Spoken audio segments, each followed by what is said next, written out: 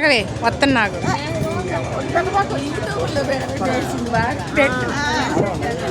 అని 10 years అయిన తర్వాత మనీ వస్తే నీకే ఇస్తానే ఎప్పుడైనా నేను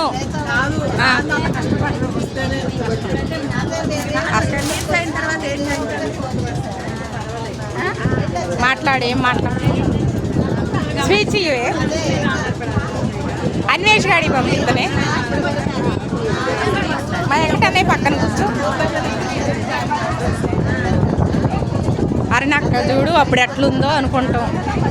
తర్వాత ఇంకొన్ని రోజులు అయ్యాక ఇగో ఇప్పుడు ఇట్లా నడుస్తుందంటాం కాదక్క నువ్వు